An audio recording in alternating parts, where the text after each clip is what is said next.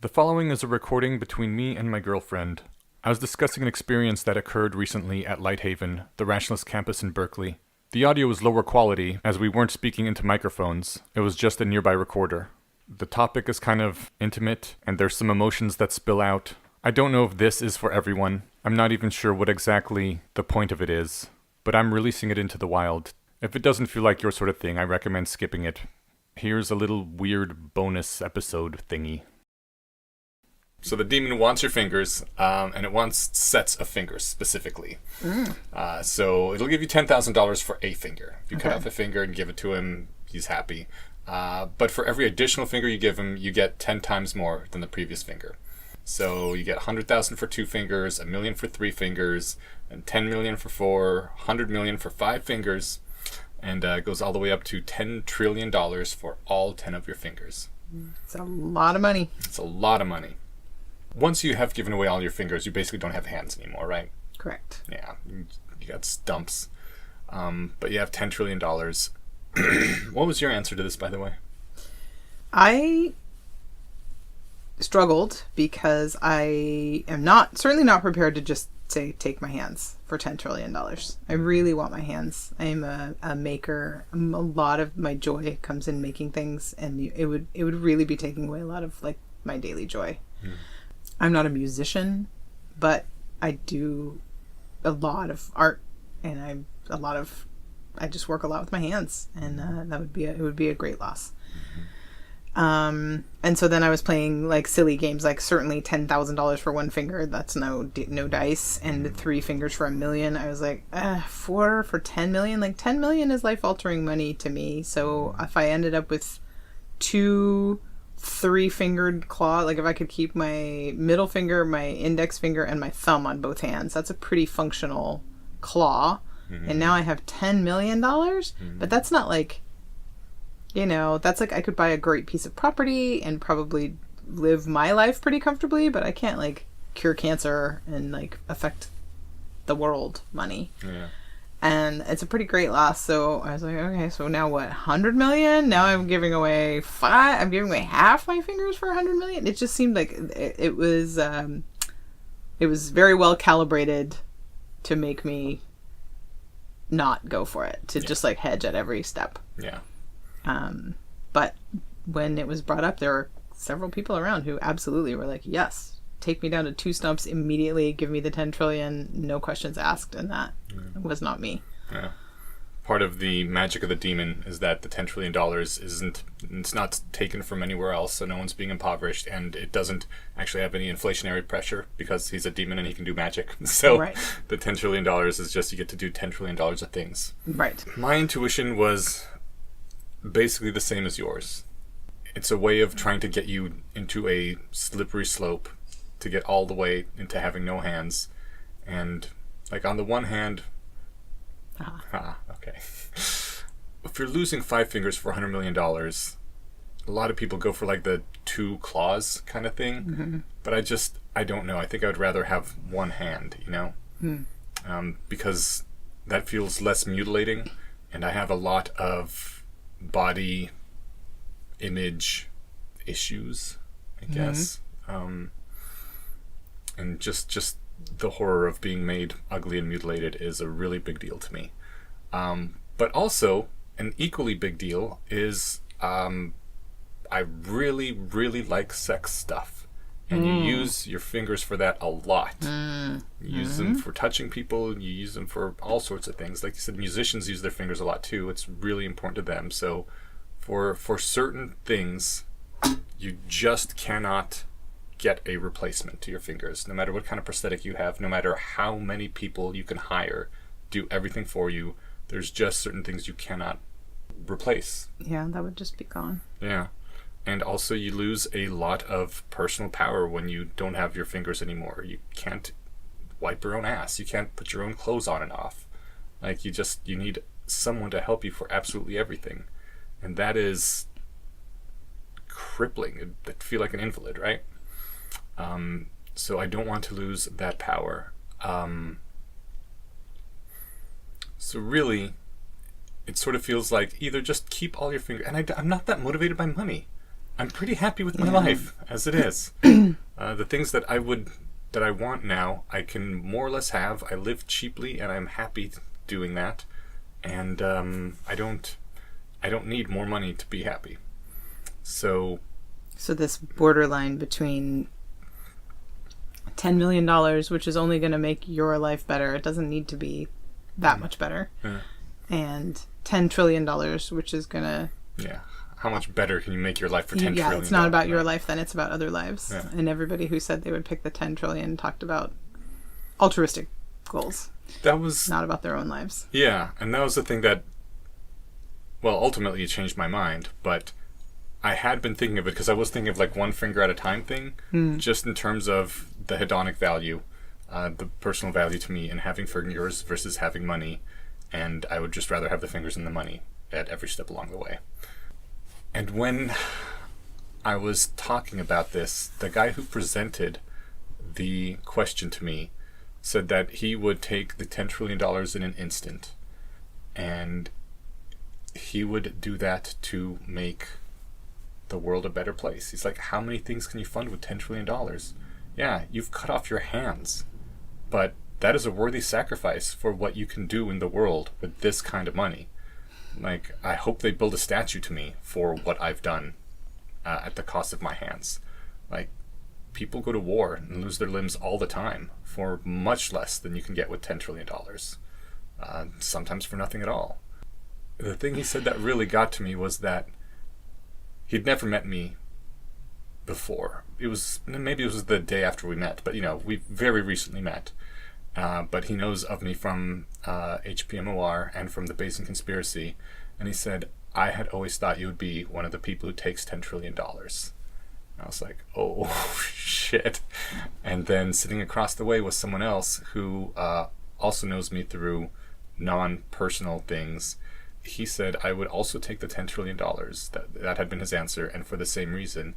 And he said, I don't even know what I would do with the $10 trillion, but I would entrust it to other people who I think could use it for good. And he named a couple people, and he said, I would have trusted you with $10 trillion until I heard your answer just now. And holy shit, did that make me feel like a piece of shit. Because I think they're right to have that model of me based on the vast majority of the stuff that I've put out into the world.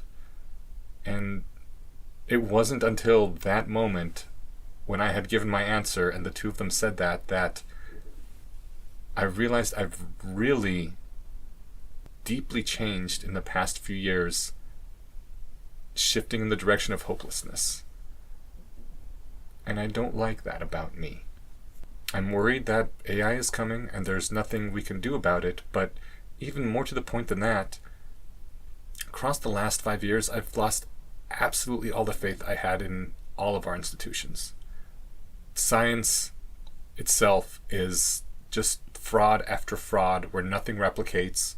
The people who are exposed as having literally fabricated data still have their positions. They aren't kicked out of the universities. They're still publishing. No one cares. The politicians still have their jobs. Fauci was not drummed out of his office in disgrace. Horrible people are running the government, and no one seems to really care. We can't build houses. We can't enforce the laws that keep us from being shanked by people in the streets. I came to such a place of hopelessness and despair that, like, my gut instinct, even though I hadn't thought it, which is why this question and the follow-up conversation was such a revelation, my gut instinct was that even if I had $10 trillion, so fucking what? You can't do anything with $10 trillion. You can, have fun, get drugs and the best hookers and stuff if that's what you're into, but you can't change the world, because nothing can change the world, because the world is just falling apart, and it doesn't seem like there's any way to fix it. There's no institutions to trust where I could put this money even if I had it. And I don't want to be that person. And I'm going to be working very hard to be more optimistic and to try to find the places where we can make a difference still. But God, it feels like there's just so many forces arrayed in the direction of looting what we currently have and not giving a fuck about the future. And it doesn't feel like there's anything someone like me could do to fight that, even if I had $10 trillion.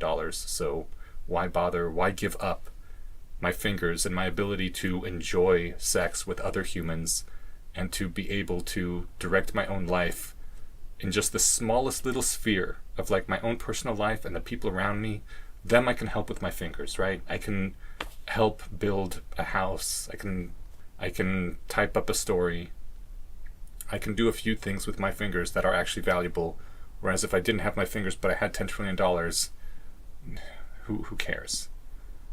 I don't know. I'm going to be asking around some people now that I'm in the Bay Area, what kind of institutions do you trust? Specifically the guy who said that, who named a few people that he would give the $10 trillion to. I want to talk to him and be like, who are these people? Why do you trust them? What could they do with the money? Because I want to believe there's still places where change can be affected. And I don't know why I've gotten to this point of despairing. But I have noticed it, and I really noticed it with these two people and during that conversation. In retrospect, there's some people who've reached out to me just like in comments or on the Discord that are like, this is not what I had come to expect from the guy who was this enthusiastic about Harry Potter and the Methods of Rationality. I don't want other people to become disillusioned like I have been, and I don't want them to take the same lessons I have and then lose hope based on my shitty example. When the first guy said that he would not have expected that of me, like, these are both people who we've never had a relationship before, and they looked up to me, and that was weird, because in my mind I've always just been a guy with a microphone who had an alcohol problem for too long and who was enthusiastic about some stuff he read on the internet. And then you find out that there's people out there that were looking up to you and treating you like a role model, and I never realized it, and I feel like I did them wrong by not being a better person. And I want to be the kind of person that can be looked up to. Not expect to find myself in that situation. I'm not sure how to respond. I was thinking a lot of things while you were talking. I think that you can't expect perfection of yourself, and that there's always a slippery slope of being too easy on yourself, and then getting nothing done. Yeah. But you can just as easily be too hard on yourself and burn yourself out, and that's not healthy either. And the chances of you being too easy on yourself are pretty slim from what I've seen. I think if you line up all the people in your community in order of what they've contributed to their community from least to most, you're going to be up there at the head of the pack. Because there are a lot of people who have contributed nothing, and you've contributed thousands of hours for little to no money of your time, in your podcasting energy, in your organizing your Less Wrong meetups. This community is important to you, and the values of it are important to you, and a lot of people do nothing. I consider you to be quite optimistic, and I can't judge how optimistic you are compared to how optimistic you used to be, but I know, for example, that recently you've had a lot of energy and focus on what would a religion for rationalists be like. And that is both very future thinking, something that would have to take root and grow over time. Something that is thinking about what your community needs and what part you could play in it. And the whole time that you're thinking about that, the background drumbeat of, I don't want to put myself at the center of it. I just want it to exist. And like, I would love it if somebody else did it, but they're not going to, and I have to, is quite admirable from where I sit. You can, for me personally, I know that it's, I'm always an optimist, and I have suffered my whole life from people who mistake optimism for naivety, and who, the world is set up for cynics, and it's much easier to be cynical. It's much cooler to be cynical. To think things are lame and to be above them is just like, it's easier and it's cooler. So I think optimism, you have to fight for it and cling to it, and it's hard work, and I'm quite proud of it. And when I feel myself being cynical in some way, is like my least favorite feeling. Yeah, the thing that like alerts me that I need to do something different. When I feel cynical, I'm like, oh no, I'm letting the muggles get me down. So you can have moments, and you can have time. The world is hard, and there's a lot of shitty stuff, and all the things you said about why doesn't it seem like anybody's at the helm, and why does it seem like so many people don't care, and why does it seem like things that we used to be able to have faith in are deteriorating. I try to remind myself that you can go back thousands of years and find writings that say the world is falling apart and nothing is as good as it used to be, and everything is lame now, and it used to be good and now it's bad. And like, everybody says that all the time, constantly, and everybody also always says, no, but this time it's really real.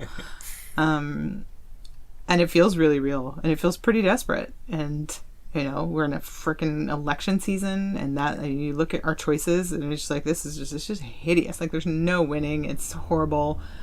There's a lot of stuff to look around and be sad about. I don't know if this is like slightly off topic, and I may be rambling. I have a lot of dear friends who are effective altruists, and when I see the sort of like utter devotion they have to the cause, it's very easy to sit next to them and feel horrible. I think like, Jesus, what a selfish little turd I am, when their whole lives are about altruism. And I definitely have a lens where at a certain point, I think my effectiveness is local. Is the best I can do is going to be local. My leverage is local. And so I need my 10 fingers, because that's where I can do, I'm not going to get us to Mars. And so do I cut off my hands to give somebody else $10 trillion to get us to Mars? It's pretty hypothetical. It's pretty philosophical. We can go round and round about it. It's not really going to happen. Yeah. And so you can be forgiven for saying, I really want to keep my actual real hands in my real life, rather than giving them to an imaginary demon for an imaginary $10 trillion. And it is a thought exercise. So don't be too hard on yourself. I think thought exercises are important. They are. I'm not blowing it off. Yeah. I think I'm not blowing it off at all. And I think it's pretty powerful to hear someone else's opinion of you and have it change in that way. I think it's very powerful. But I think there's a danger in the extremes of it. I think there's a danger in the like, absolutely not, I'm keeping my hands, and anybody who would cut them off for $10 trillion is crazy. And there's also a danger in like, of course I would take it down to the stumps, and anybody who wouldn't is crazy. Like neither one is crazy. Yeah, but the point is, if you're trying to be good, if you're trying to be the person that they would make statues of, you would rightly make a statue of someone who cut off his hands for $10 trillion to make the world a better place. We should encourage people to be that kind of person that would make that sort of sacrifice if it really could make that much difference in the world. The danger is once people start making contradictory sacrifices to cancel out each other, and it just descends into a war. But that wasn't the hypothetical. Right. No, it wasn't. There's something about me being so with you in terms of wanting to fight against despair. I think that's really important. But I've also seen people lose themselves in the fight, lose themselves in the self-sacrifice. And it isn't effective. And you can throw yourself on this pyre in the name of being the best, most selfless thing. Right. And there's a danger in that as well. And not only do you get nothing out of it, you now lose a human who otherwise could have been at least locally effective. That's right. And I've seen that happen. I've seen it happen. And so I think that's the part that I'm nervous about. And I know in this hypothetical, you're like, well, no, that's never going to happen because you have the $10 trillion. And so, sure, if that's the thought experiment, then yes. Okay. But I think that isn't the experiment. It's a lot like the correct answer to would you throw the lever in the trolley problem is fuck you. Yeah. It's not yes, it's not no. It's you're trying to hack my brain and my intuitions, and I don't trust what you're trying to do here. Yeah. So get out of here. Maybe if the answer was well, I feel like, okay, so you said the person said I wouldn't know what to do with the 10 trillion, but I would give it to somebody else. So then is it a decent question then to say, okay, would you just kill yourself for the 10? You get to name in your will who gets the $10 trillion, and then you just kill yourself. The conversation went there, and the answer was yes. Right? And that's just like, what? Okay, but I don't know I hope that's an even bigger statue then. Sure, you get a statue.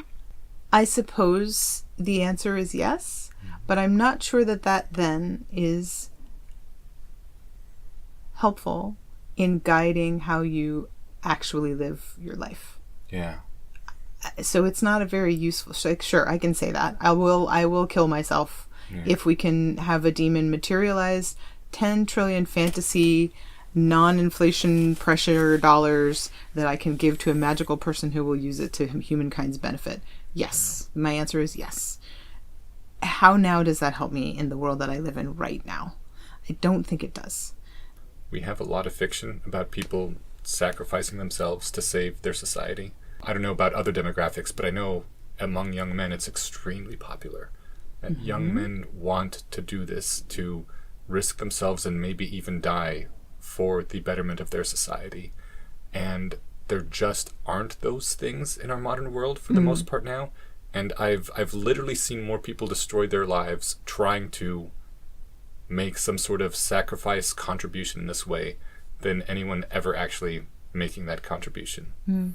My son just literally yesterday said that he was watching something. I don't know what he was watching. I don't know how true it is. I believe him.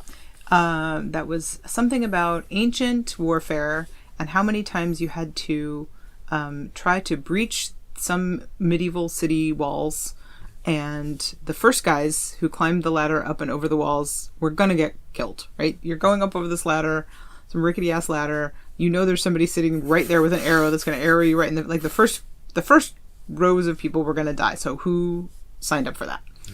And it was because if you managed to get through it unscathed and you were one of the first people that went over, you got all this like land and promotions, and it was just a way to socially guarantee that you and your descendants were going to have rank and honor and social mobility. And there weren't many opportunities for that. And that turned into a conversation about how like in Hamilton, he says, I wish there was a war so that I could prove myself. And how many times young men are like, it would be great if you could just give me an opportunity to prove that I would fight and I would be good. And then we could be on the other side of it and I could be tested and proven worthy. Yeah. We were just saying this yesterday. And I think that maybe it is in sort of the words that people say that we get an intuition for whether or not they would pass those tests. And what you feel like has happened is that people had all this information about you based on hours of listening to you, and their intuition was you would pass those tests, and then they gave you a verbal test that you didn't pass. Yeah. And I'm not sure it's that clean. Because given a moment to think about it, you said, of course, I would. But I'm not sure that your initial response was wrong, because I'm not sure that your initial response was to the question that you ultimately answered yes to. Right. Because my answer is ultimately yes. And I still say no, sort of. Yeah. Right? But when you really get down to it and you're like, really, Jen, you're really not going to cut off your hands to $10 trillion improve the world. I'm like, okay, yes, of course I will. But also no. I want my hands. But no, of course I would. Of course I would. But it's the same kind of problem people used to ask me all the time. If you could like murder your child and cure cancer or cure AIDS for all of Africa and save every child in sub-Saharan Africa, would you? I'm like, what kind of a fucked up question is that? Yeah. It's that kind of a question, and I'm not sure that those questions are helpful in getting me to be a better person in my actual life, which is what I want. I guess there's a difference between being exploitable by those sorts of questions, by those sorts of attacks, and answering correctly. Because anyone who does answer correctly very quickly and enthusiastically is also, in theory, fairly exploitable by someone who is sneaky enough. But that being said, it was a hypothetical. The fact that I was even wary of a hypothetical shows a certain level of distrust. I have no reason to distrust the people that are with me. I'm with rationalists. I'm with, why am I being so cagey about this right now? That's good. I like that. That meta line of questioning is worth the question. What I hear in this whole response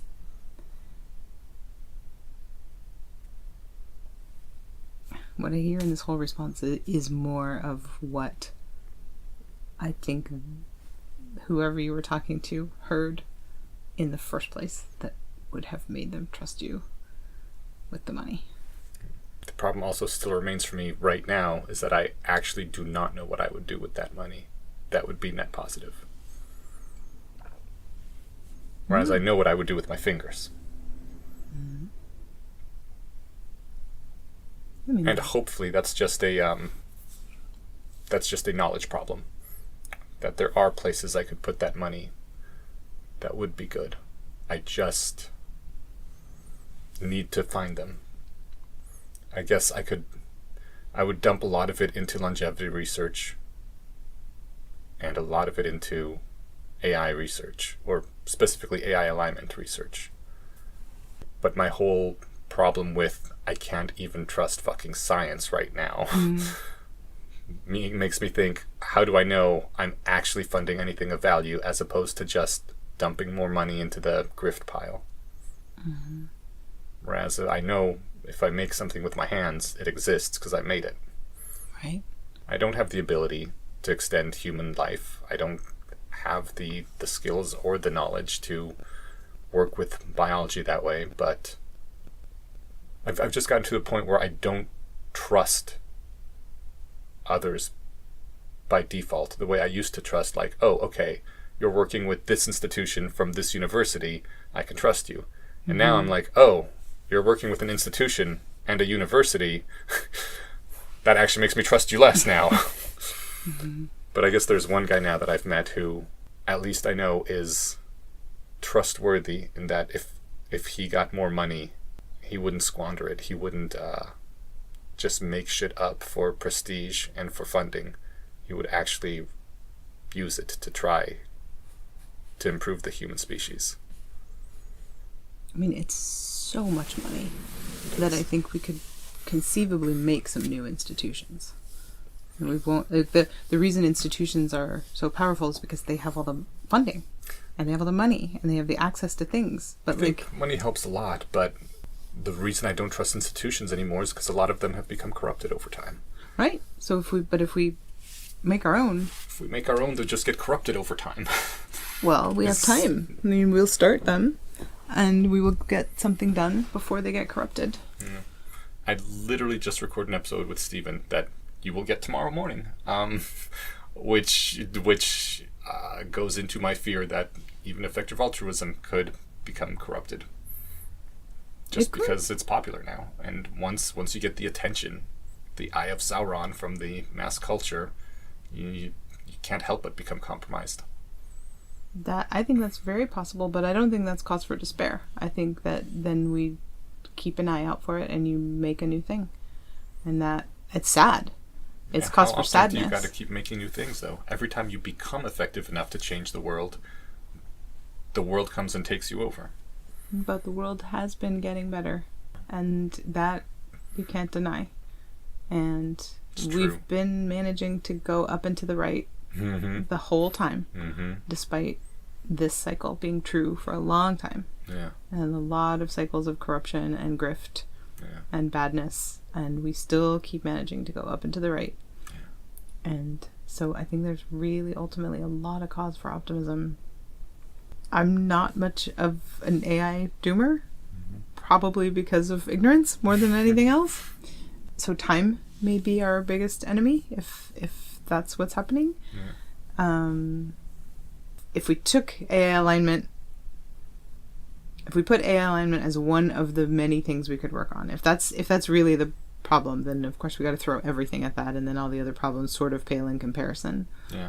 If we decide that isn't the thing to just throw everything at, then $10 trillion will, give me the $10 trillion, and I'm gonna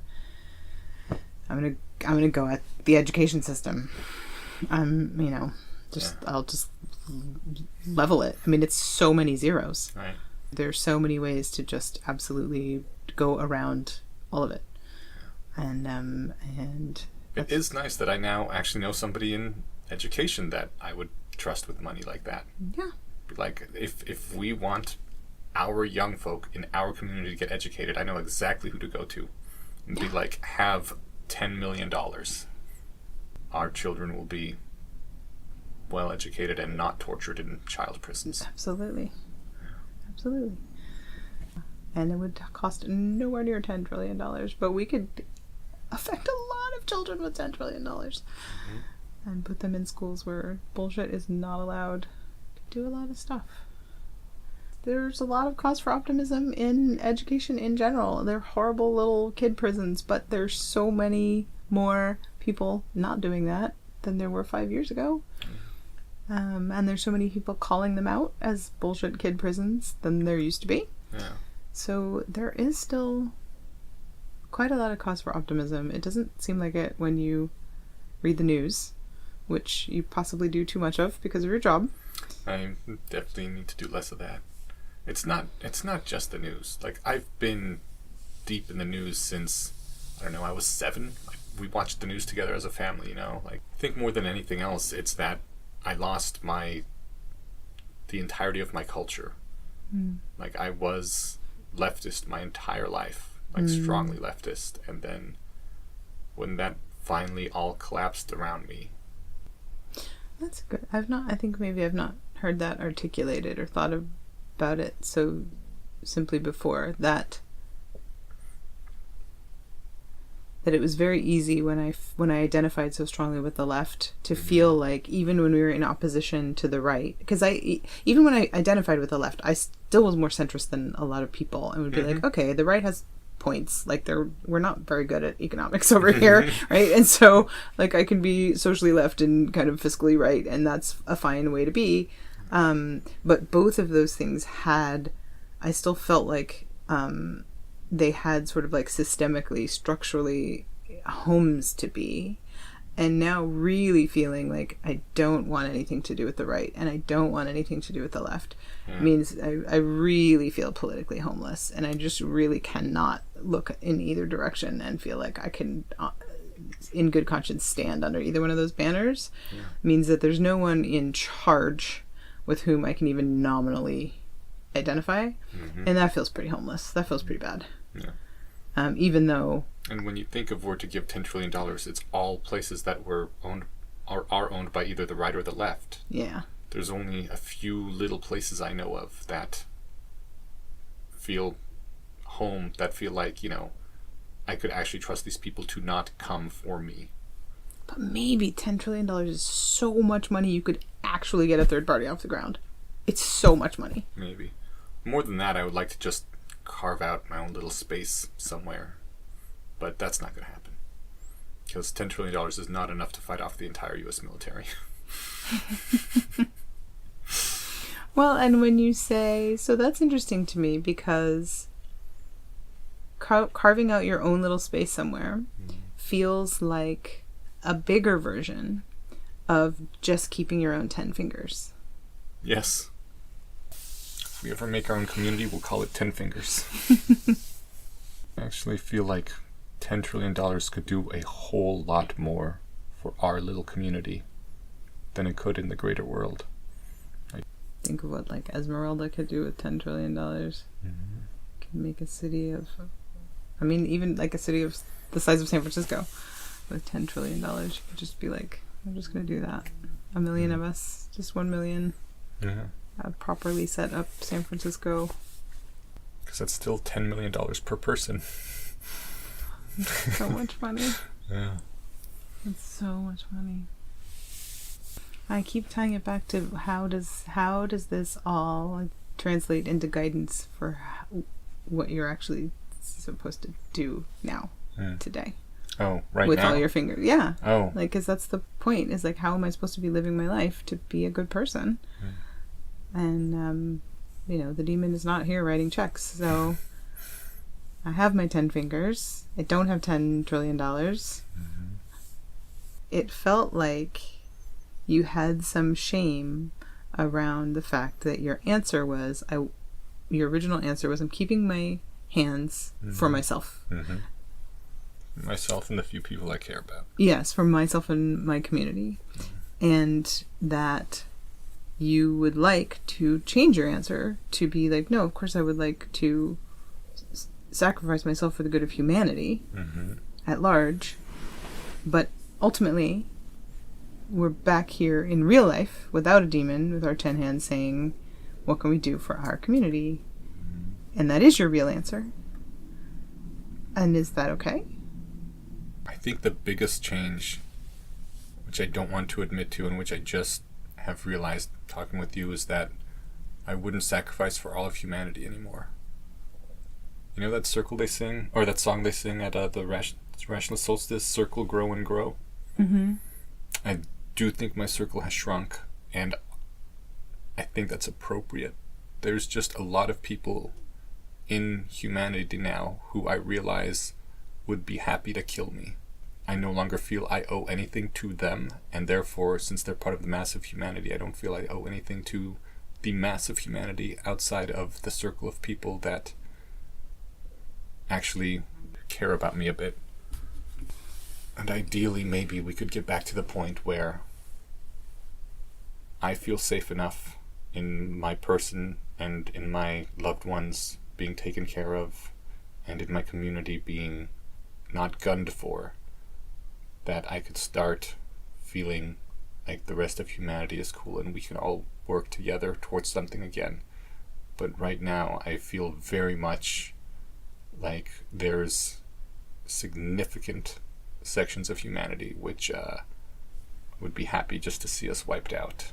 And that makes me say, well, fuck you, why would I give $9.1 trillion to you? Like the fact that my loved ones have to be scared to be in parts of the city seems ridiculous to me. Parts of the city that were safe, and at this point I'm talking about Denver, that were safe just a few years ago. And now they can't walk through them. I think I sit somewhere in between those two things, where I do feel like there is a segment of humanity that I don't owe anything to, and so I don't think I feel shame about the parts of me that want to hoard my resources for me and mine, or to lavish most of my time and energy making life better for me and mine, especially because I feel pretty good about the fact that I choose people who in general want to make the world better. So I feel like when I spend resources on the people around me, I am indirectly spending resources on people who make the world better. Maybe it's an excuse, maybe it's cope, and maybe it's more cope, but I also think there's sort of a humility or a resignation that I used to think that my personal ability to do things in the wider world was a lot bigger. And now I feel like it's a lot smaller. I think I noticed this when I was like raising children, and like I only have the one, but my impact on, I'll say, a half a dozen children that were really close to me growing up was significant. It was like really significant, but only for 6 children. But for those 6 children, I made a very large difference. And then for maybe another 15 children, I made a difference. But for millions of people, I've made no difference. And I think that's okay. I think that's where my skill set was. And I think 25-year-old me would hate that, because 25-year-old me was like, you're not going to literally cure cancer, because I had no desire to go into medicine, but you're going to do something at least that good, like something globally good.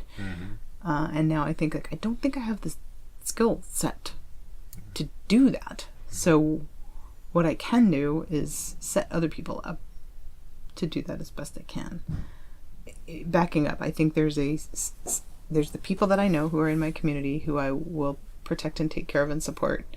And then there's humanity at large that I think some subset of are either awful or actively in opposition to me, and I owe them nothing and hope I never meet them.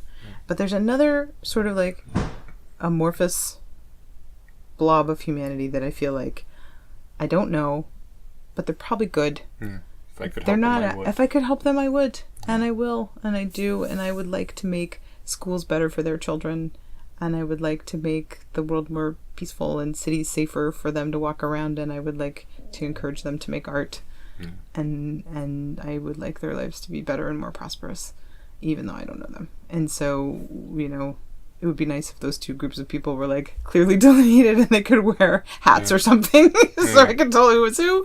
And kind of depending on the day, I sort of treat the whole world as either group A or group B, or it's situational. But I really do believe in that group B. There's more of them actually than group A in my experience. And so it keeps me from despairing. My big reactionary change, the despair, was when it suddenly seemed like the group of people who are happy to destroy things was far bigger than I had thought. And I thought there were just like a few evil people here and there, and the human race as a whole is trying to do good. And I want us all to succeed and do great, and we can deal with the few awful people. And then it seems more and more like, actually, it's really easy for the vast majority of everyone to slip into, oh, okay, well, there's this small little subgroup. It's okay if we destroy them and take everything from them. We're still good people. And that makes it really hard to trust anyone, because you're like, well, I saw the culture that I thought was the good culture quickly turn around and just bare their fangs and go for the throat when I don't even know why. Like, what did they gain from it, ultimately? Almost nothing. Mm-hmm. Did you ever see The Thing? The horror movie? Of course you didn't, because it's a horror movie. But, like, the intense paranoia in that movie is the titular thing is an alien which can take on the shape of anybody. Mm-hmm. And so now no one knows if someone else is actually the person that they know and love and trust, or if as soon as they're alone, they're going to turn into a monster and eat them. And that's kind of what it feels like being in society right now. So I've gotten very much more insular circle. Like, when there's people that I specifically know I can trust, that's about it. And everybody else might be compromised by the thing, or could become that compromised quickly. I know Wes sometimes gives me shit for being so all in on principles, but I think this is like the whole point of having principles. If you really have principles and commit to them, then you become the kind of person that other people can trust, that you're not going to turn into the thing and kill them and take their stuff. And that's just so incredibly valuable. And even if they're like crappy principles you don't agree with, at least they're holding on to those principles, and you can trust them to stick true to those. Like, as long as they're principles that don't put you directly in conflict with each other. I think there's a lot of, I don't want to call it utilitarian thinking, because it's not utilitarian thinking, but it masquerades as utilitarian thinking, that like you do the thing that gives you the payoff, and that results in people like SBF, or people like, you know, the current crop of politicians, where it's just like, yep, we all coordinate and are happy, smiley people that work together right up until this happens, and then, since this is the greater expected value, we go for that. Ultimately, we get this society, which is why the true utilitarian thing is to stick to principles even when they look like they're costing you and you're burning value for nothing. Like, having the principles is so insanely valuable outside of any individual thing you could get out of them. I really hope I can rebuild my trust and get back to a place where it doesn't feel like I'm under attack a lot. Because I think probably I'm not that much under attack, and I'm just far more reactive due to some shit. The thing that just flashed into my mind was that the stories that I can think of, which have to do with men of principle, they're always alone. They are always alone in their principles. They always feel very solitary. Why is that? Why isn't it ever a merry band of... I mean, I suppose it is sometimes. It is sometimes. There's honor among thieves. No. It's terrible. Don't use that example. But you're right. There should be a lot more fiction where it's a group of people together as opposed to one dude. Yeah. Because that one dude gets his head cut off in the middle of book one. It just feels like they always portray the guy with principles as being alone. Yeah. Not always. There's Spartacus. Okay. And we are going up and to the right. It's just every time I start to get sad, I'm like, okay, but like pick a metric and go back 50 years. You don't even have to go back 400 years. Yeah. Go back 50 years and Everything it's better. is better. Yeah. Everything is better. Yeah. And we somehow managed to keep getting better regardless. Yeah. We've still got enough good people. We really do. We really do. We have people who are trying. And we have people who are really dedicated to making it sound like it's getting worse. And so we hear a lot of that.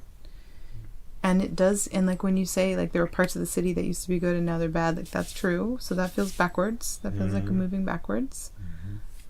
You know, and I think like I feel guilt about sending Milo to university. I'm like, I don't know if this is a good idea or not. Like, he's having a great time, but like I know that 50 years ago I would have been like, he's gonna go get an education and his life's gonna be better, and I'm like, I hope they don't fuck him up. So that doesn't feel like progress. Yeah. So there are things that feel like they're going backwards, but I still feel like we're going up into the right. Yeah. I mean, humanity is going up into the right. We've got so many diseases and medical conditions on the run. And Everyone's quality of life is 1,000 times better than it used to be. Yeah. I think there's a lot of cause for optimism. This crazy asshole might actually get us to Mars. Yeah. Like, that's insane. Yeah. That's so fucking cool. Crazy. He might actually get us to Mars. So there really is a lot of cause for optimism. I don't know why, but it is the thing that makes me feel the luckiest in my lucky ass life full of luckiness, is that I have an optimistic disposition. I don't know why. Other people who see the same things I do and who have lives as comfortable as mine,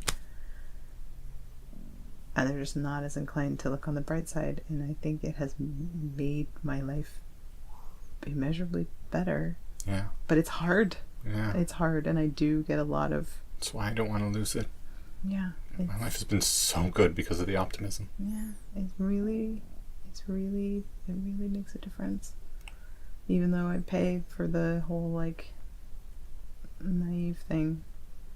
A lot of times people think you're just dumb and naive. We should form a sunshine regiment. I should go back and get that clip, that Everything Everywhere All at Once thing, where she, I forget her name, the wife, the main Michelle Yeoh, but she was so mad at Wayman, her husband. Okay. Yeah, because he was just like so soft and nice, and she was trying to win against the IRS lady, against Jamie Lee Curtis, and there was something. They needed Jamie Lee Curtis to whatever, sign papers or do something, right? They were getting audited. And he was bringing cookies. He baked her cookies. And she made some comment. I cannot remember the whole context of the thing, but at some point she was like, I want you to fight. You don't fight. And he had these cookies in his hand, and he said, this is how I fight. I am fighting. And it was just like the only time I have ever seen anybody in a fucking movie who was positive. That and Ted Lasso. People who were positive, who were not also portrayed as idiots. Like, if you're looking on the bright side, then you're just an idiot. Every time. Except for two.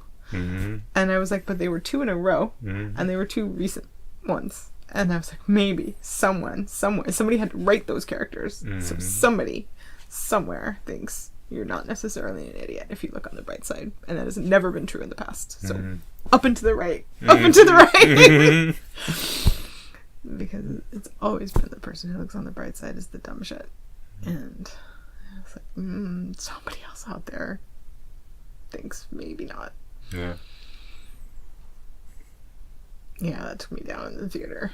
I was like, this is how I fight it. I cried. And their representation matters.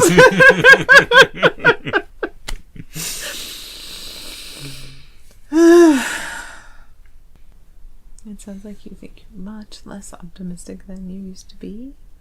And that may be true. And that's gotta be hard. But in my experience, you're not cynical. And I have remarked on many occasions that I love your optimism. And so I hope you can claw it back to where you would like it to be. Thank you for talking with me.